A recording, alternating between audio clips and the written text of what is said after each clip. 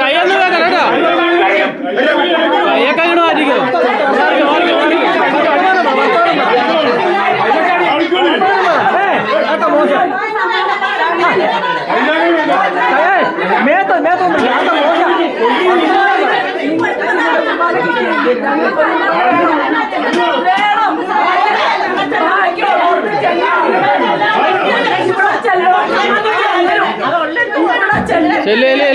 വേണ്ട വിട്ടോ വിട്ടോ. പള്ളികളിൽ സീഡ് കുർബാന ചെല്ലിയെങ്കിൽ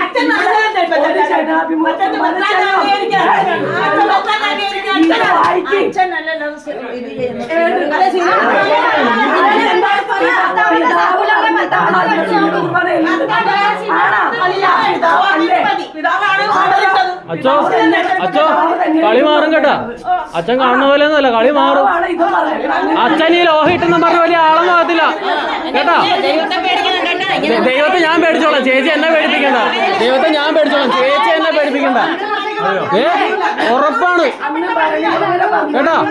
താൻ ഇന്ന് വിട്ടോ ഇവിടുന്ന്, ഈ പള്ളിയിൽ നിന്നിറങ്ങിപ്പോ പോകണം. ഇനി ഇവിടെ നിൽക്കരുത്. മറ്റൊരുടെ നിങ്ങൾ പ്രതീക്ഷിച്ച സ്ഥലമല്ല. മനസ്സിലായ? മനസ്സിലായല്ല?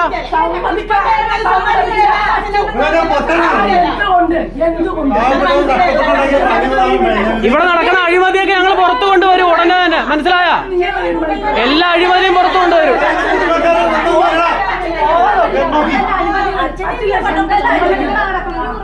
പിന്നെ നിങ്ങളുടെ അച്ഛനെ വന്ന് പിടിക്കാൻ പറ്റുമോ? മാറി നിൽക്കുക വേണം.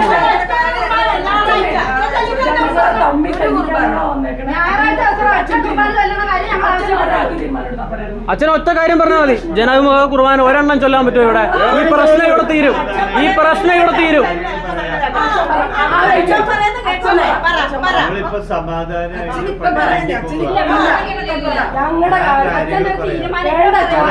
ഞങ്ങള് പറയുന്നത് ശരിയല്ല. കാരണം അറിയാമോ, എല്ലാവർക്കും സ്വാതന്ത്ര്യമില്ലേ? ഞങ്ങളുടെ സ്വാതന്ത്ര്യത്തെ നിങ്ങൾ നിഷേധിക്കുന്നത്. മനസ്സിലായോ? 2 വർഷമായിട്ട് ഞങ്ങൾ ചോദിച്ചോണ്ടിരിക്കുക, എന്തിനാ ഞങ്ങളുടെ സ്വാതന്ത്ര്യത്തെ നിങ്ങൾ നിഷേധിക്കുന്നത്? ഞാൻ പള്ളിയില് കാര്യങ്ങൾ പറയാം. പള്ളിയിലൊന്നും പറയണ്ട, ഇവിടെ പറയും. ഇവിടെ പറഞ്ഞിട്ട് അവിടെ പോയി ചൊല്ലും. മനസ്സിലായോ?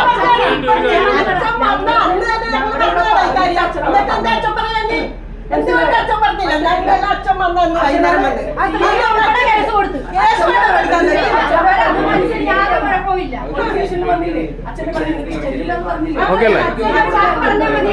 എല്ലാരും വെടിപ്പായിട്ട് എടുക്കണം, എന്നാലേ കറക്റ്റ് ആവുള്ളൂ. ഇല്ലേ? ബാക്കിയുള്ള പള്ളികളിൽ ഒരു ജനാഭിമുഖ കുർബാന ചെല്ലി ഇല്ലേ? സീഡ് കുർബാന ചെല്ലുന്ന പള്ളികളിൽ എന്തുകൊണ്ട് അച്ഛൻ ഞങ്ങൾക്ക് ഒരു കുർബാന ചെല്ലി തന്നൂടാ? അപ്പൊ ഞങ്ങളെ തമ്മിൽ തെളിക്കാനല്ലേ? ഞങ്ങളെ തമ്മിൽ തെളിക്കാനല്ലേ?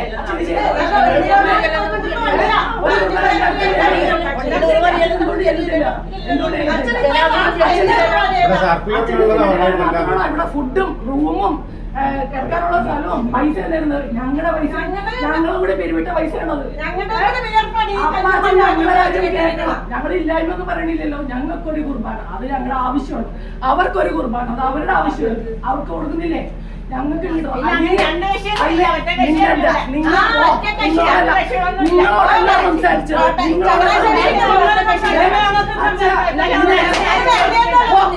അച്ഛ ഇതെന്തിനായിട്ടിരിക്കുന്നത്?